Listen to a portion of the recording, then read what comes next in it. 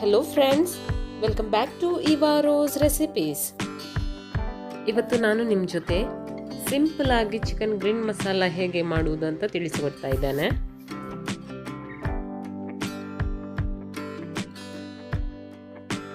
ನಾನಿಲ್ಲಿ 1 kg chicken ಅನ್ನು clean ಮಾಡಿ ಮೀಡಿಯಂ ಪೀಸ್ ಕಟ್ ಮಾಡಿ ಇಟ್ಕೊಂಡಿದ್ದೇನೆ. ಫಸ್ಟ್ ನಾನಿಲ್ಲಿ ಮಸಾಲೆಗೆ ರೆಡಿ ಮಾಡ್ತಾ ಇದ್ದೇನೆ.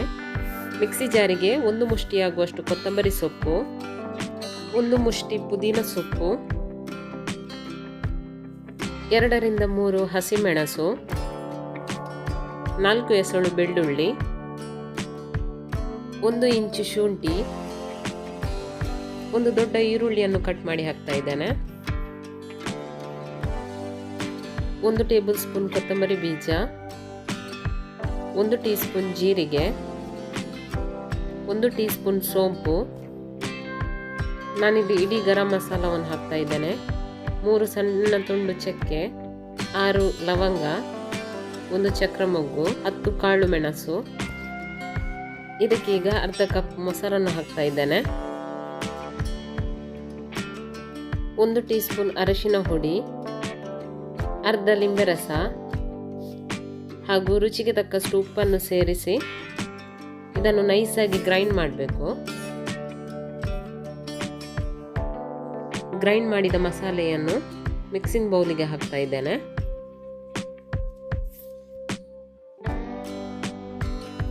ಇದಕ್ಕೀಗ ಕ್ಲೀನ್ ಮಾಡಿ ಇಟ್ಟ ಚಿಕನ್ ಪೀಸಸ್ ಅನ್ನು ಹಾಕಿ ಇದನ್ನು ಚೆನ್ನಾಗಿ ಮಿಕ್ಸ್ ಮಾಡಬೇಕು.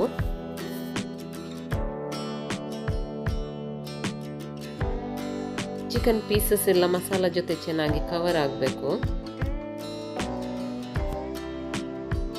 ಇದನ್ನು ಫ್ರಿಡ್ಜ್ನಲ್ಲಿ ಅಟ್ಲೀಸ್ಟ್ 2 ರಿಂದ 3 ಗಂಟೆ ಆದರೂ ಮ್ಯಾರಿನೇಟ್ ಆಗಲಿಕ್ಕೆ ಇಡಬೇಕು. ಇದರಿಂದ ಚಿಕನ್ ಪೀಸಸ್ ಮಸಾಲ ಚೆನ್ನಾಗಿ ಎಳೆದುಕೊಳ್ಳುತ್ತೆ ಹಾಗೂ ಚಿಕನ್ ಸಾಫ್ಟ್ ಆಗಿ ಬರುತ್ತೆ. ನಾನು ಇದನ್ನು ಇಡೀ ರಾತ್ರಿ ಮ್ಯಾರಿನೇಟ್ ಆಗಲಿಕ್ಕೆ ಇಡ್ತಾ ಇದ್ದೇನೆ. ನಾನಿಲ್ಲಿ ದೊಡ್ಡ ಪಾತ್ರೆಯನ್ನು ಮೀಡಿಯಂ ಫ್ಲೇಮಲ್ಲಿ ಇಟ್ಟಿದ್ದೇನೆ. ಇದಕ್ಕೆ 2 ಟೇಬಲ್ ಸ್ಪೂನ್ ತುಪ್ಪವನ್ನು ಹಾಕ್ತಾ ಇದ್ದೇನೆ. ತುಪ್ಪ ಬಿಸಿಯಾಗಿದೆ. ಇದಕ್ಕೆ 1 ಸಣ್ಣ ಈರುಳ್ಳಿಯನ್ನು ಸ್ಲೈಸ್ ಕಟ್ ಮಾಡಿ ಹಾಕ್ತಾ ಇದ್ದೇನೆ. ಈರುಳ್ಳಿಯನ್ನು ತುಪ್ಪದಲ್ಲಿ ಚೆನ್ನಾಗಿ ಫ್ರೈ ಮಾಡಬೇಕು.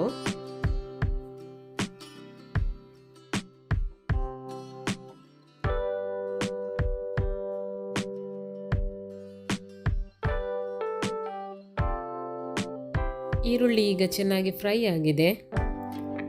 ಇದಕ್ಕೀಗ 1 ಮೀಡಿಯಂ ಸೈಜ್ ಟೊಮೆಟೊವನ್ನು ಕಟ್ ಮಾಡಿ ಹಾಕ್ತಾ ಇದ್ದೇನೆ.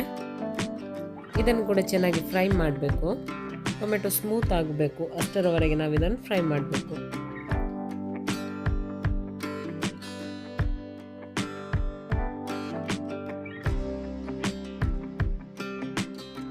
ಟೊಮೆಟೊ ಕೂಡ ಚೆನ್ನಾಗಿ ಫ್ರೈ ಆಗಿದೆ.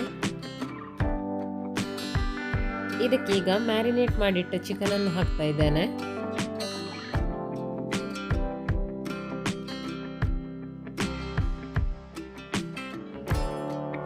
ಒಮ್ಮೆ ಚೆನ್ನಾಗಿ ಮಿಕ್ಸ್ ಮಾಡಿಕೊಳ್ತಾ ಇದ್ದೇನೆ.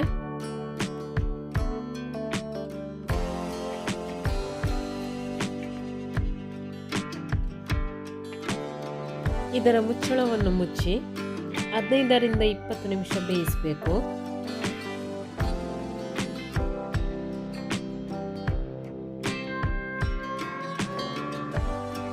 ನಿಮಿಷದ ನಂತರ ಮುಚ್ಚಳವನ್ನು ತೆಗಿತಾ ಇದ್ದೇನೆ. ಒಮ್ಮೆ ಚೆನ್ನಾಗಿ ಮಿಕ್ಸ್ ಮಾಡಿಕೊಳ್ಳೋಣ.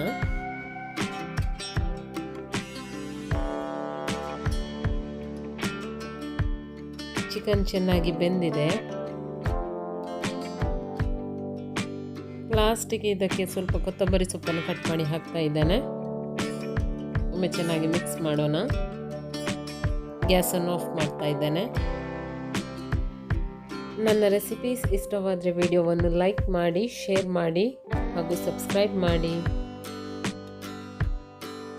ಸಿಂಪಲ್ ವಿಧಾನದಲ್ಲಿ ಚಿಕನ್ ಗ್ರೀನ್ ಮಸಾಲ ಮಾಡಿ ನೋಡಿ. ನೀವು ಟ್ರೈ ಮಾಡಿ ಹೇಗಾಗಿದೆ ಎಂದು ನನಗೆ ಕಮೆಂಟ್ ಮೂಲಕ ತಿಳಿಸಿ. Thank you.